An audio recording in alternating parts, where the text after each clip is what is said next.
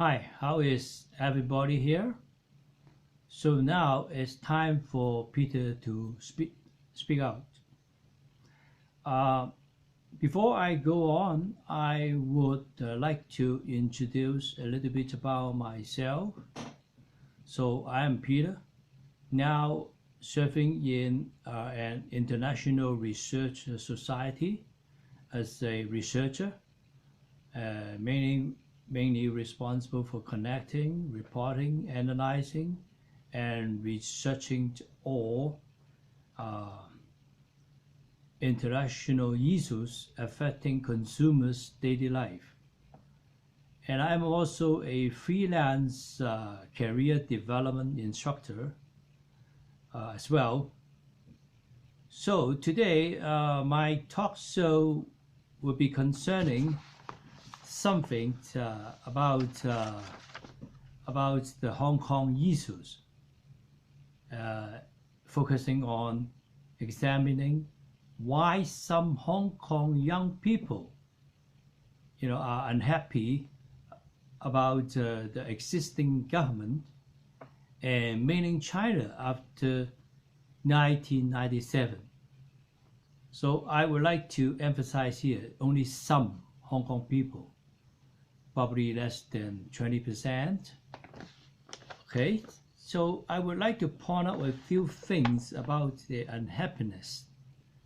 So Hong Kong has been returned to China for more than 23 years, since 1997. And starting from 1997, July 1st, the Hong Kong people can elect their own governor instead of having a governor just to be sent from London without any consultation from the Hong Kong citizens. So that would be a blessing for Hong Kong people after 1997. And the Chinese citizens in Hong Kong should be happy about this news, if they are sensible. Because now Chinese people in Hong Kong can have their own race of people as governor, as leader of their place of living and working. But then Hong Kong is pretty much an international city that involves a lot of political activities and also attract a lot of foreign espionage, to do something that have influence on China, particularly when China has become a great opponent of many nations from the West, particularly USA and its allies, such as the Five Eyes nations and many nations from the West, and some of them are from South America as well. So that makes Hong Kong's complicated politically, because the West want to impose some influence on China. They want to repeat the same thing as they have evolved in 1991 when USSR has completely collapsed. So they thought if they can do the same things like similar to 1991 by gathering hundreds of thousands of students or crowds together in front of the Congress building, and then the whole government of China might collapse.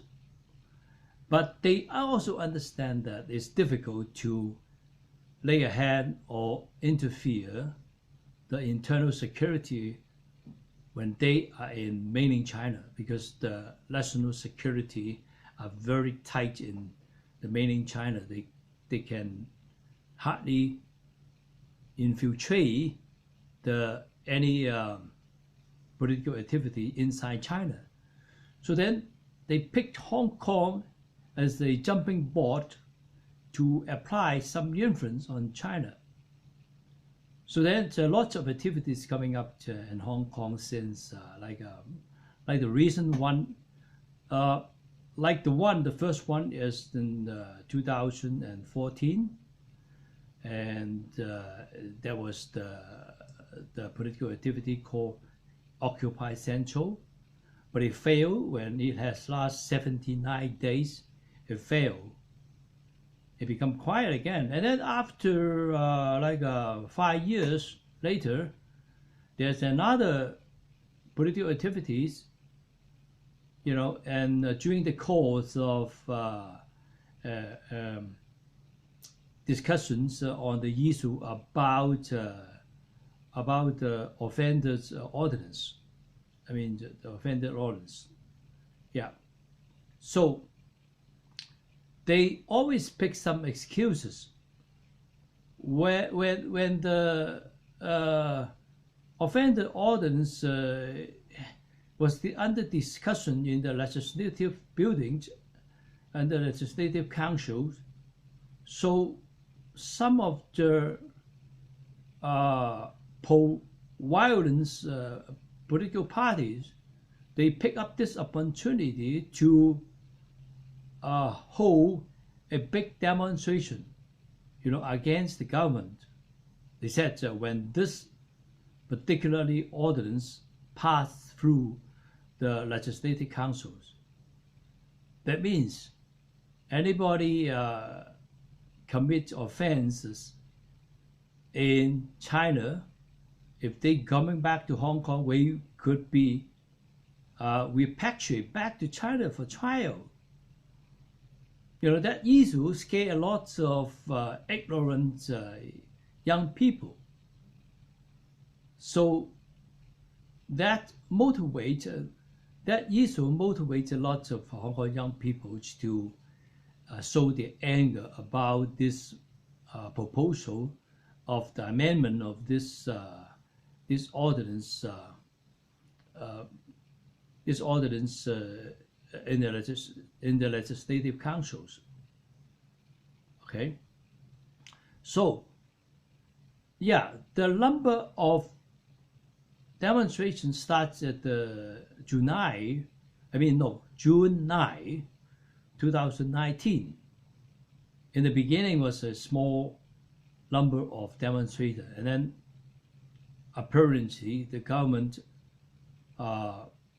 adopt a very relaxed decision to handle the situation. Subsequently, that makes more and more demonstrators, more and more protesters coming out on the street when they were urged by the politicians, certain group of politicians. They really want to do big to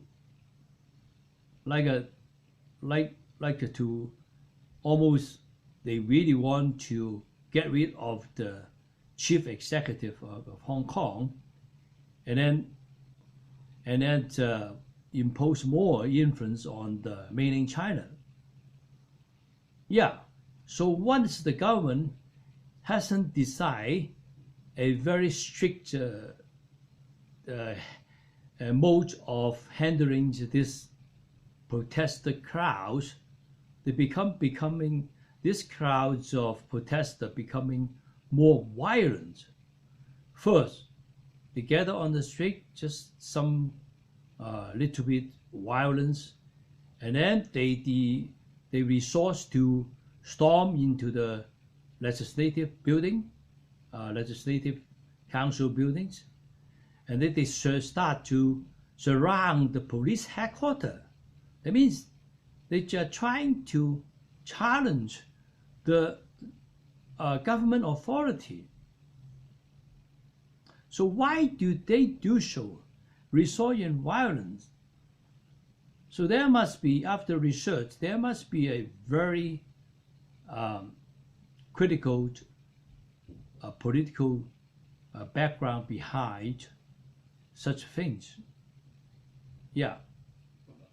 So, and then any protest or any demonstration require money.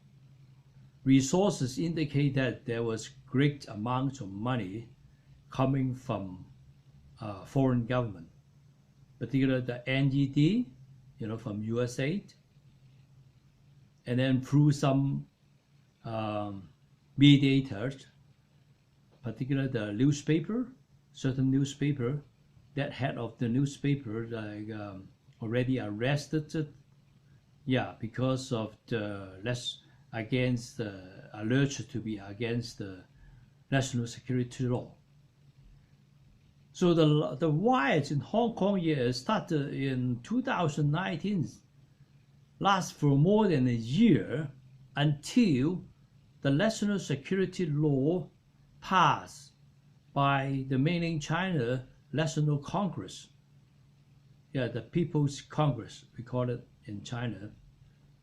Then Hong Kong has become peaceful. But before that, every day is demonstration, is riot. You cannot do business in Hong Kong.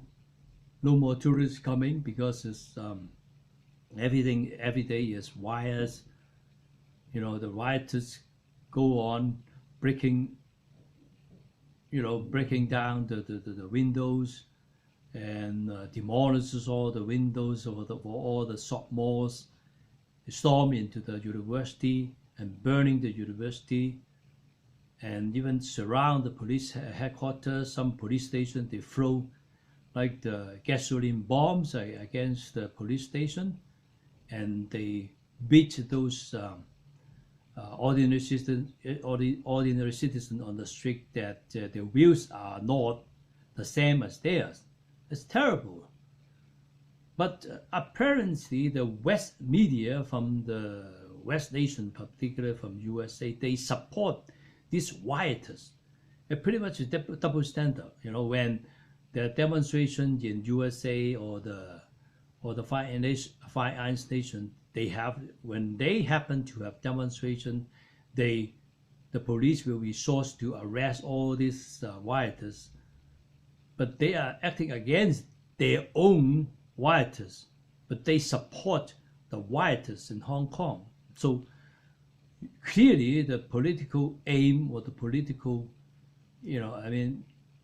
behind the scene is very conspicuous, that the police is trying to, the foreign government is trying to lay hands on internal affairs of Hong Kong. They try to make use of the dissatisfaction of the young people, young graduates who cannot find very desirable jobs.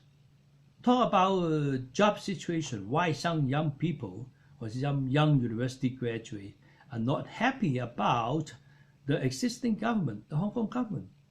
They should be very happy, and they should feel very fortunate. Before 1997, during the colonial day, there were not too many universities in Hong Kong.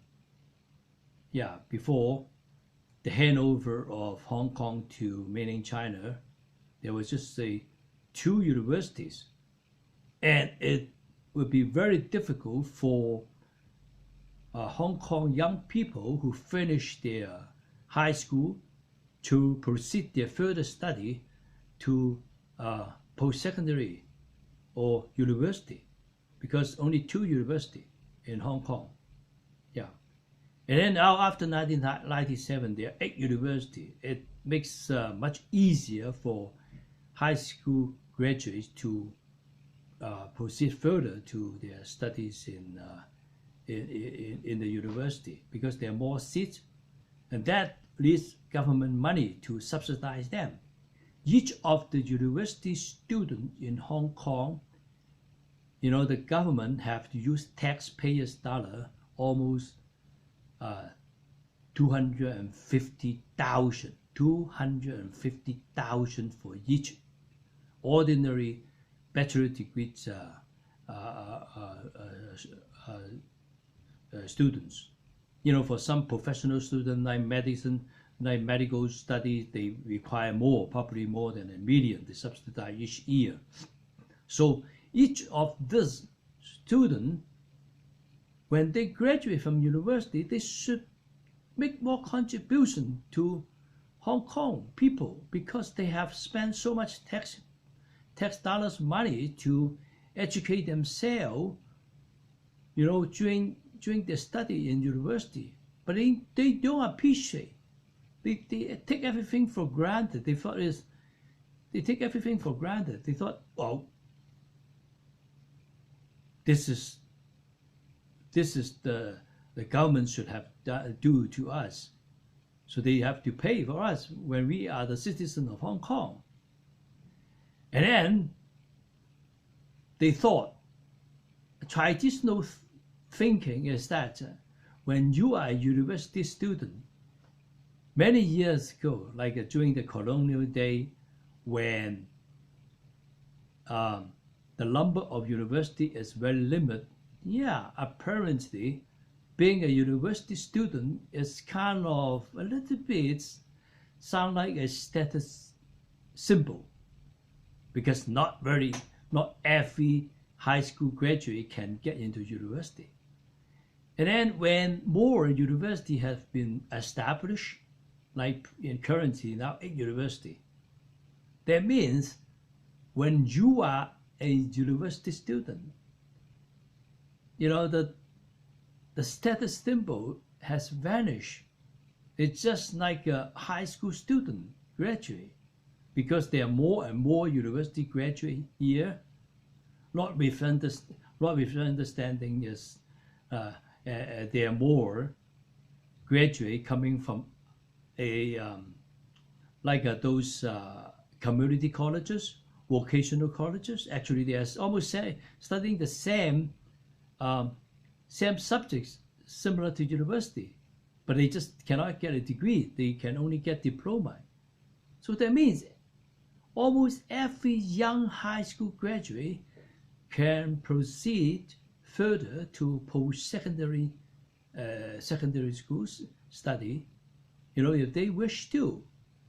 And almost all of them are subsidized by taxpayers' money. They should be happy, but they still carry a traditional symbol. They thought, many of this young university graduate thought, well, I already get a degree. I should get a very decent job, high pay, high status. They still keep this traditional thinking. But they will not think, well, there are more university graduates, more university already in Hong Kong. You should be lucky to receive university education, but you should not carry your traditional thinking that a degree is something that should deserve you for a very decent job. That many years ago, like 50 years ago, most of the young people in the Western nation already have such understanding, because more than 50 years ago, almost every citizen in Western country, in USA or the Five Eyes nation, or most of the European nations, most young people there can easily get into universities. They don't always have this thinking like being a university graduate is a status symbol. But Hong Kong Chinese university graduate, some of them still have such outdated thinking. So they will feel this kind of naive university graduate would get frustrated when they cannot get a high-paid job after graduation, cannot get a decent job after graduation, Yeah, there's no kidding. If you work as a dishwasher, the pay is almost the same as a university graduate in Hong Kong, or same as in those in the countries like Europe or North America as well, because now having a degree, just a university bachelor degree, doesn't weigh anything. So these young people going on the strike for protest should start to have a new concept. Going to university is not achieve a status symbol, it's just to learn. I know that some of these graduates are very successful in acquiring a good job, but of course decent and high-paying jobs are very limited in a society. You cannot expect every university graduate with a bachelor degree can get a high-paid, decent job. There's no guarantee. You gotta think of some way to achieve your success. And then some of these young writers use another excuse apart from failing to get good jobs after graduation, is that, well, we should have a general election for our chief executive or governor. This is another stupid excuse. The chief executive of Hong Kong is just like a monitor to monitor the civil service or the major affairs in Hong Kong.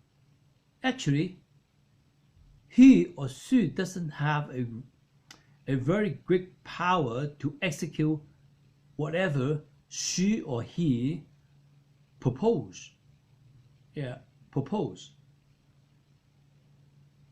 When she proposes something, she wants to execute her proposal, which require money to execute the proposal. Then her proposal have to pass through the Legislative Council, the 70 members of the Legislative Council. Get a majority vote, then you pass the proposal, and then they get the money to proceed the proposal. So general election is just a symbol of election. It's not a very critical thing. Well, like 23 years ago when Hong Kong is a colonial day, we never have a chance to cast a vote for our governor. All the governors are just sent right directly from London. You got no say for that. And still, Hong Kong had, that time during the colonial, had been running very peacefully and running good. So these writers always using excuses to demonstrate their power with the intentions to make the government running very easy, particularly when they were motivated by some crooked politicians, that have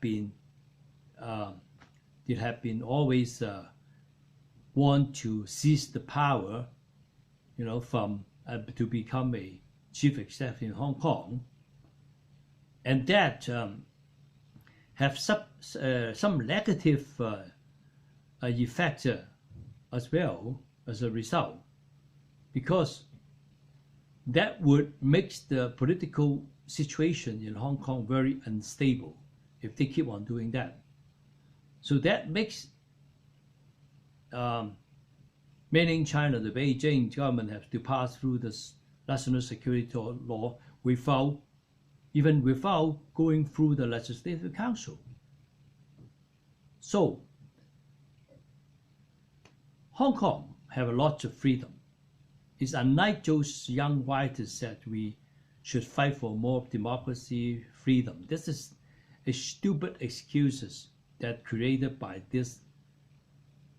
some of their politicians behind the scene. Hong Kong is very prosperity. Look at how much the GDP per capita in Hong Kong is. Hong Kong, the GDP per capita is over $50,000 US. It's quite attractive, nice figures, which is this figure, 50,000 GDP per capita, is right above many Western nations. Well, except USA. USA probably they have more billionaires. That makes the GDP per capita right about Hong Kong 50,000 US dollars. Okay, and then 50,000 means what? Means this figure is above UK, Canada, Australia, New Zealand, Germany, and France, many Western nations. So Hong Kong citizens should be proud of themselves having this GDP per capita figures. Yeah. So if you are successful, you can achieve much above this figure. And the reality is, yes, some of the university graduates, soon after they graduate, they can achieve this GDP per capita right about a few times above these figures. So economically, Hong Kong is very outstanding performance, particularly when Hong Kong is located right at the windows of mainland China.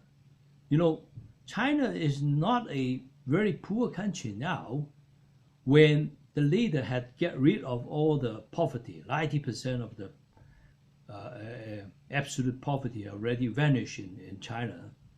So most of the consumer in China, they now have money to spend.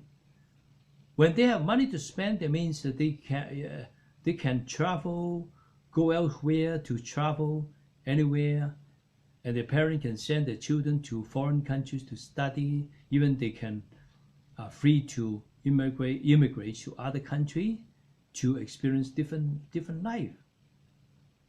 So if China is 1.4 billion population, every year if only 5% of the population of China goes to Hong Kong to spend their money in tourism, in shopping, whatever, Hong Kong is just totally prosperous. That's why Hong Kong has attracted a lot of foreigners happy to work and live in Hong Kong. You know, I want to point out that half of the population in Hong Kong, they have foreign nationality. And they have the right of born in a place apart from Hong Kong. If you include the right of born in mainland China, 100% of the Hong Kong people have the right of born in, apart from Hong Kong, they have a second right of born in other place. Why? See, many West media, they never ask a question. They do it in purpose. Hong Kong is just a very tiny place. How come half of this population, they already have a second nationality? They have the right to live in USA, they have the right to live in Australia, in Canada, in New Zealand, or UK. How come they still pick Hong Kong, this tiny place, to work and live? So Hong Kong must have their own pros. I won't say it doesn't have cons, but they have a lot of advantage for people who are smart enough to work and live in Hong Kong. So the young people, during their protests, during the demonstration, they never point out this undeniable fact by asking why foreigners like to live and work in this tiny place instead of going back to a huge country like USA, Canada. You know, it's just a huge country. You know, according to statistics, there are more than 1 million British, 1 million Canadian, or 500,000 Australian, 500,000 American, and then another million coming from New Zealand, Japan, Asia, living in Hong Kong. So they're close to 4 million people are coming from foreign countries, but they still like Hong Kong. So when you admit this fact, you will love Hong Kong. You should not be unhappy. And China, I mean, why some young people, young people not happy with the mainland China because of many West media and negative influence during their course of studies that always reflect some negative idea related to like a communist China, or China is a one leader, one party rule, something like that. But they never analyze the political system in China. It should be a very good political system when you experience the way they handled the pandemic recently. You know, the pandemic now is still suffering very critically in the Western countries, but China already resolved the pandemic problem, and the economy has resumed normal. That proves the political system or the leadership in China, in certain extent and in large extent, is superior to the leadership in the Western country. That the Western nations should learn from China. So no political system is perfect. But I would say to become the greatest leader in China, it takes more than 30 years to become the leader. Unlike in the Western nation, anybody can be a candidate. As long as you can win the popularity, you become the president of USA, you become the prime minister of Canada or UK. The Western nation, to become a leader or the president or prime minister in Western nation, is based on popularity from the voter. But in China, it's not based on popularity. It's based on ability. The ability to solve problems and experience. It takes, as I said, it takes more than 30 or 40 years to become the topless leaders in China. That's why this most populated nation in China, in the world, has progressed so fast and so united. And the technologies have advanced so much that fear, the most powerful nation in the world, USA, they start to adopt certain restrictions on certain products, certain sophisticated products in China to keep on progressing. Well, such as Huawei technology company and some IT sectors. So they feel jealousy, and they feel jealousy for their remarkable performance. So the Western nations start to, to apply certain unnecessary actions on certain development in China, so as to slow down its progressive development. So the Hong Kong young people, if they would receive more positive knowledge about their own motherland, I think the Hong Kong young people will love their own country instead of fearing the influence from the mainland China. Mainland China is always supporting Hong Kong. It's not acting against Hong Kong. But look at now, recently USA put sanctions on Hong Kong as well. So the media's influence is very big. USA and the West nation is implementing sanctions against Hong Kong, but mainland China is supporting Hong Kong, by financially and economically. So if those young people are sensible, they should know which nation really love Hong Kong, which nation really does not. And since Hong Kong has returned to China, if you have some sense, you should understand your mother country must love their own sons instead of hating it. So don't fall into the trap of some political motivated nations. You know, that would impose negative knowledges about the mainland China.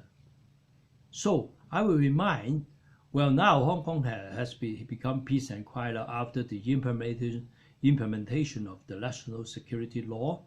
Many of the political criminals start to escape from Hong Kong because they know what they have done against Hong Kong, against China. So they start to escape to other nations to seek protection. So that's why if they are good, they don't have to escape. But they does start to escape now. So I will remind all the young people, study hard, work good. You still have a chance to succeed after you finish your study.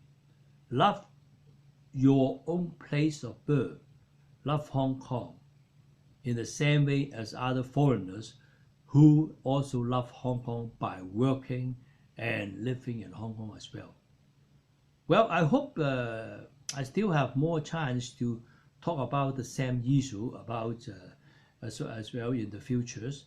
So now already 35 minutes, so I'm going to stop here and have a good day. And if you like my video and my discussion, please subscribe and push the button, bell buttons so I can inform you when is my next talk show. So bye bye.